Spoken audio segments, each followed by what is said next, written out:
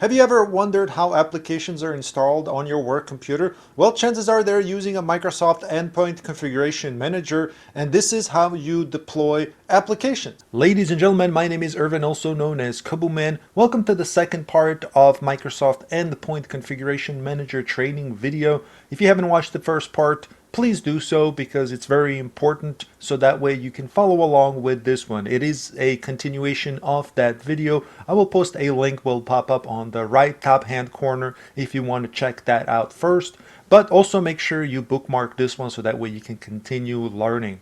All right. In the last video, we talked about many things when it comes to Microsoft Endpoint Configuration Manager, the client side, the server side, and we also talked about how packages are installed and how they are configured when it comes to installing those packages. Today we're going to talk about applications. Now, maybe you're asking yourself, well, what is the difference between packages and applications? When it comes to SCCM, which is now also known as Microsoft Endpoint Configuration Manager, which is the thing we're looking at right now, when it comes to it, it considers packages as basically something that is targeting the installation of the systems and servers. So for example, clients and servers, the computers, right? So it's basically the software that you're targeting the systems with. So you're pushing the installation of the software to computers, right? You're targeting computers. Now, when it comes to applications, you're targeting users. You're pushing and installing the software to users. Otherwise, the difference is basically the identical when it comes to the MSI package itself. So for example, we have a 7-zip here, and which is under the packages. It's the same installation when it comes to this one here that is under the applications. It's just that the distribution is done differently, right? Again, packages for systems, for computers, applications is for users, targeting users when it comes to installation itself, right? So however you prefer to go about it, however your company prefers to go about it, that's certainly up to you. All right, so today we're going to learn how to install these applications, how we configure these applications, and how we can deploy them. All right, so let's look at an example of what happens when we have both set up. Here is the package that we've installed, that we've pushed to our client. This is a client computer. You can see here that it failed, but again, this is part of what we were testing purposely on the previous video. Right, so here is 7-zip, and I can certainly retry this and we can install 7-zip, and this is the package portion of it. It comes up under the same part of it when it comes to the client. Under the software center, here is the package, and here is the application that we saw just there. So it's just different way of installing it. Now, when it comes to installing, the way we set it up here, the package here itself, if we retry it, it's going to give us more options when it comes to the installation. In this case, it's an attended installation. That means you get a pop-up just like you would normally do if you're manually installing something, and you would click next and you would install it. So this is the package that we're installing right here. You can also make this so that it's silent and that the user doesn't even realize that it's happening while it's happening. Again, this is targeting the systems, the computers themselves. Now I'm going to cancel out of this, and we're going to go back and we're going to look at the user targeted one, which is the application itself. So we're going to click install, and this one you don't have an option to make it attended installation because it's targeting users specifically. We don't want the users, and you can see it completed right there. We don't want users to necessarily worry about the menus, clicking next, configuration, and all of that. That doesn't make sense for users to be doing. This is why the applications option comes in place. So you can do this as well. So it's just a different way of doing things, but it's certainly there and it can be very useful at times. All right, let's see how this is actually configured. So how do we set up an application? I'm going to show you this from the beginning to an end to ensure that it's done properly. So we're going to keep using the same client, and I want you to keep in mind what we saw here back here when it comes to available applications. Here is our 7-zip, and then we were going to make sure that our other application comes up, and it's going to come up just like this where it's going to say new, but we're going to customize a little bit to make it more fun. All right, so for our demonstration we're going to use Skype because Skype is a very common thing to install when it comes to the business environment, especially businesses that are concentrated on using Microsoft products. So we're going to have to set this up. I have a copy of Skype.msi, which is Microsoft installer package. And don't be confused now, it is a package, but again, it can be used for package or for the application install that we talked about. So we're going to set it up from the beginning, and just like we did in the previous video, we're going to go to our packages folder.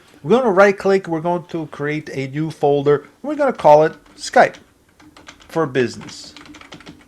All right, we're going to go inside of this folder, and then we're going to paste our MSI. So here is our MSI that we're going to use for the installation of this. However, we're going to want to do something else here, and then we're going to want to specify a pretty nice icon. So I already have an icon that we're going to use for Skype, so I'm just going to do cut paste, and then we're going to go from there. All right. And I'll show you how to add this icon.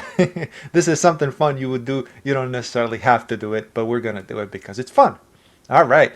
So here is our folder with Skype package. The point of this so that we have a network location of it so it can be distributed to other computers or users, right? So we're going to have a network location for it. In this case, I just chose to create it within the server here for the content management, and that's fine, but you can put it anywhere else if you decide to have a server that is used for storage, that has redundancy, meaning it can create copies of itself for the redundancy purposes, I suppose. So there are a couple of things we have to do. Here's our Skype for Business folder. We have to change some security and sharing settings to it. So here are the properties of this folder.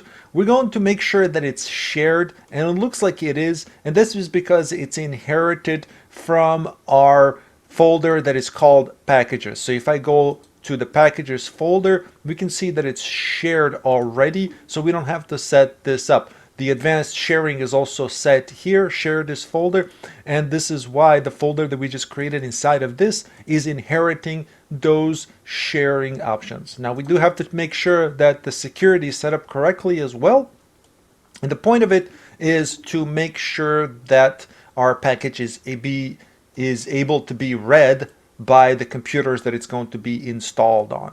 So here it is. We have to make sure that we have domain users. In this case, we are targeting users, and logically thinking, you would want to make sure that domain users have access, read and execute access to this folder. But we know that it's computers themselves that are going to start to initiate and also want to have access to this folder, right? Because we are talking about a domain environment. So we have to make sure that the domain computers are also set as part of the security and allowed to read and execute these folders. All right. So that's fine. We're already set here.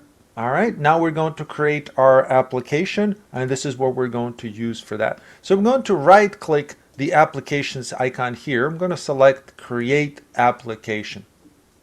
All right, and we're going to leave it here where it says MSI file. You can choose different types of file. It doesn't have to necessarily be .msi type of file. It can be all kinds of different things. You can see there are some other options as well, but we're going to stick with MSI to make it simple.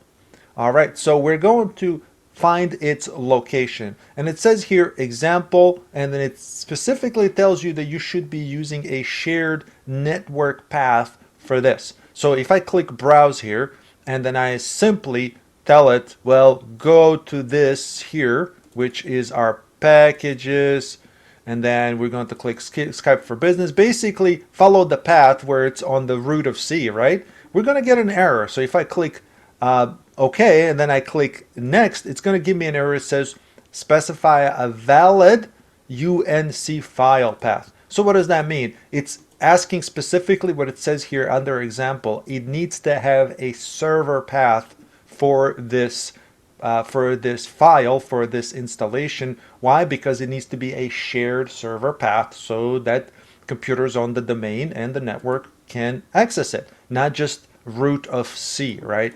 So we're going to do that. And the way we're going to find out real quickly what the path is, we're going to open up our folder here where we have our Skype for Business. So we're going to right click our Skype for Business folder. We're going to go to Properties. All right, and we're going to click Sharing, and here's our network path right here. So we're going to copy that. So that's one part of it. We still have to tell it what to install. In this case, we're just telling it the path of the folder. It says here Skype for Business, and that's the path, which is fine. We can close this. We're done with this here. So when it comes to browsing here and telling it what the network path is, we're going to paste that in right up here. So instead of the root of C, we're going to do that, and then we're going to just click the arrow here where it says go to make sure that it actually opens up that path specifically. So if I click open here, it's not going to work. We still have to select the Skype here, which is now under the path that we've just specified. So we're just going to click open, and there it is. Now it's pointing to a network path, which is a shared folder. So every time you share a folder, you create a network path for other computers on that network to have access to it, which is indicated by double backslashes. So we're going to click next, and it's going to accept that.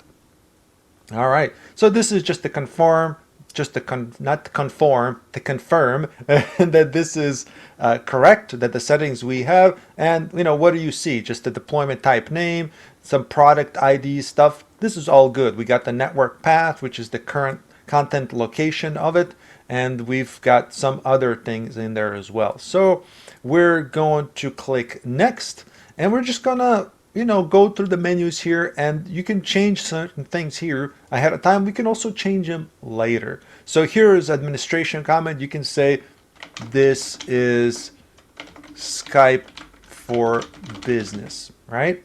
And we can say publisher is Microsoft, and you can fill all this out. You can say version 8.92, and you can fill all this out depending on what the requirements are for your business.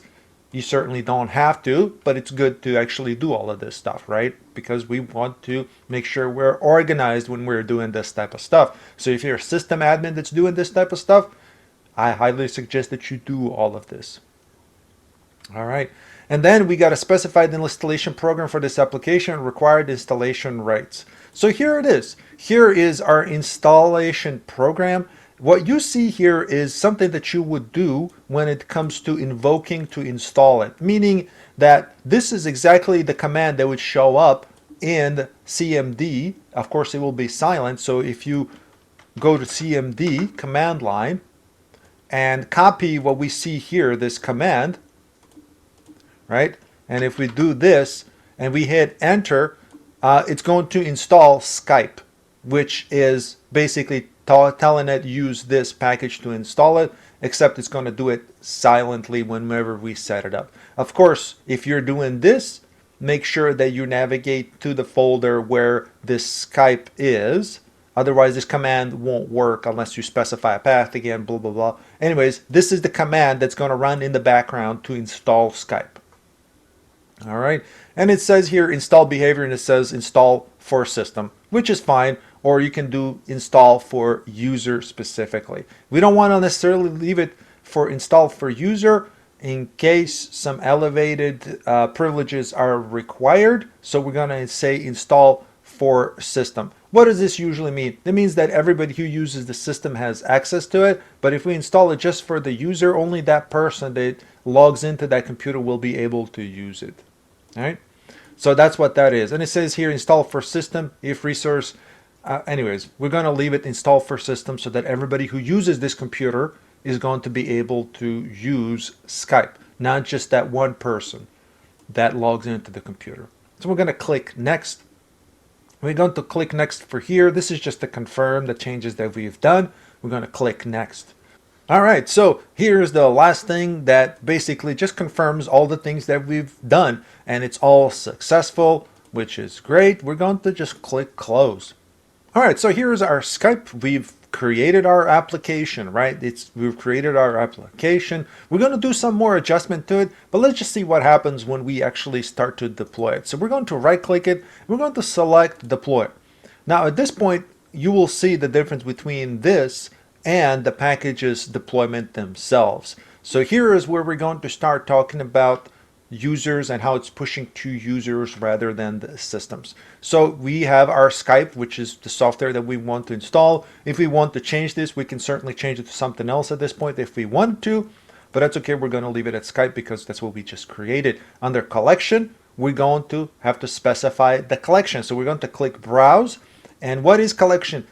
Here it is, users, right? And you can specify to do all user groups. You can specify to all users, or you can specify to all users and user groups. So here is that part of targeting users when it comes to installing the application. So I'm going to leave it at that. I'm just going to say all users and user groups just for demonstration purposes.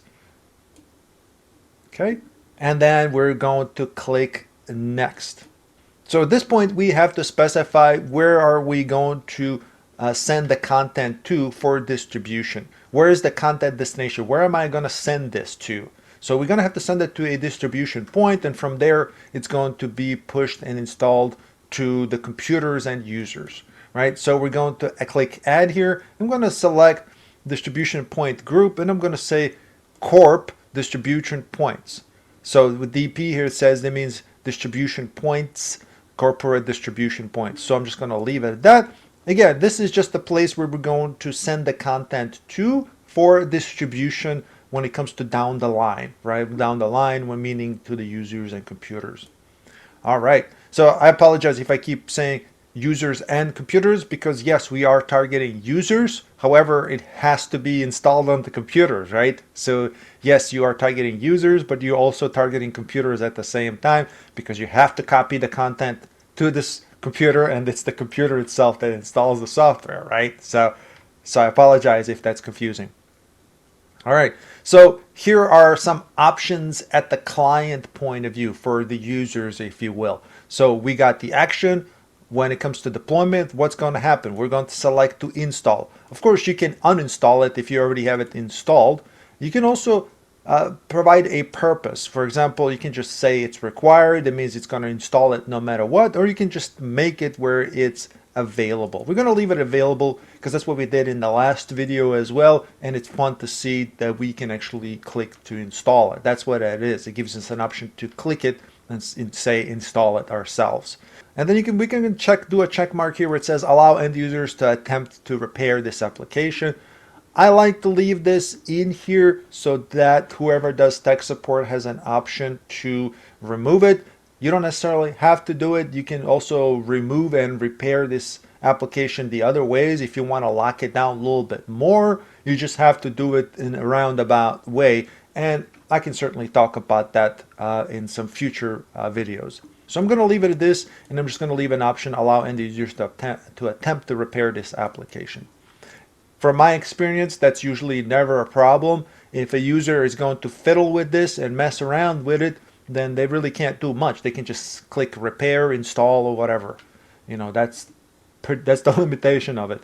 So here it is where you can specify the scheduled deployment. I'm going to do it now, but you can specify when you want it to be pushed.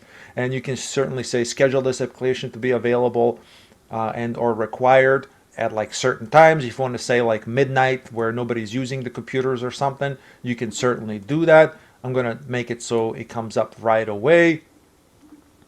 And here is the user experience for the for the users. Specify user experience, and basically what it is, it's those pop-up notification where it says your software is available, your software is installing. That's what this is. So it specifically says user notifications, and here it says display in software center and show all notifications, which is fine. We're going to just leave it at that. Other options are just semantics. All right, you can customize this any way you want. I just want to go through this and show you how it's actually fairly simple to do. And here it is, configuration manager. This is about the alert, and you can certainly set this up if you really wanted to. I'm just going to keep going. Again, this is something you can customize for your company and how you want it to be run for your company as a system administrator. So again, this is a configuration confirmation. These are the details. Are we sure we want to go with all of this? Sure, I'm going to click next. All right, everything's successful. This is great. I'm going to close this. All right, so we are deploying it, and I'm going to go to our client, and we should be getting a notification here. And if we're not, that's okay. We can go to our control panel, configuration manager, and we're going to cycle the software deployment, right? So this is what we're going to do. So I'm going to leave it here to the side so you can see. I'm going to zoom out a little bit. So I'm going to run all of these scripts here that should refresh, and we're going to get a pop-up saying that we have new software that's available to be installed. So I'm going to run through all of these: inventory cycle, machine policy. Why am I doing this? Is because I want to trigger the installation of the software now. I don't want to have to wait. And these are just different options that you might want to do just to make sure it covers. Sometimes one of these will trigger it and the other ones will not. So I like to go through all of these. You can create a script that can be within the software center in here that you can just run, which will basically do all of these things for you, all of these actions. So we're just going to wait here just a second here, and we should be getting a pop-up saying that we are getting new software here in a moment. All right, so here it is. Here is our Skype 8.92. So it's available, and we can see that it says new. So we can click on it and we can say install, right? So that's great.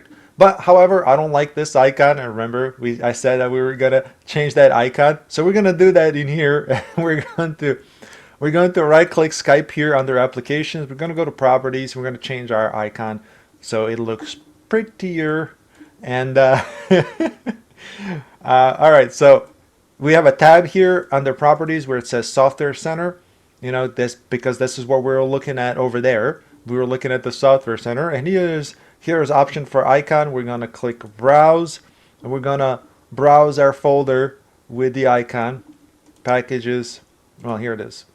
Oops, Skype for Business. Here is our icon. Here's our Skype icon. Apply. All right. Okay. Let's see if we can get this to refresh. All right, there it is. We got our Skype icon now. All right, let's install it. We're going to click install. So yeah, it's just going to be a silent except for these notifications, right? So when it comes to installation of it, it's going to be silent. It's going to download and install software. And as far as user is concerned, this is seamless. They may not even notice these notifications. We can certainly, adjust them as well. We can turn them off. And here's what I'm talking about. You can have an option here now to uninstall it. You can disable these type of options as well. And let's just make sure that this is installed. Here it is, Skype. On our left-hand side, we got Skype installed. All right, so there it is. That's that, ladies and gentlemen. If you have any questions, feel free to ask them in the comments below. Let me know what you think of this, and if you want me to talk about other stuff, what's the next thing I feel like would be important? Oh yeah, the updates. So we can push updates, and this is done through here. So controlling Windows updates, right? Windows updates, we can talk about how to install that as well. I think that's going to be my next video. So that's my plan, at least for that. And then I want to talk about scripts. We can see scripts right here, scripts option down here. We can create a script. We can certainly talk about that. So I have at least 2 more ideas when it comes to this. When it comes to this series of the videos, or this, I don't know, this whatever. What do you call this? Series of videos. I don't know. Anyways, so we can talk about that, and yeah, let me know what you think, and I hope you have a wonderful day. Take care. Bye-bye.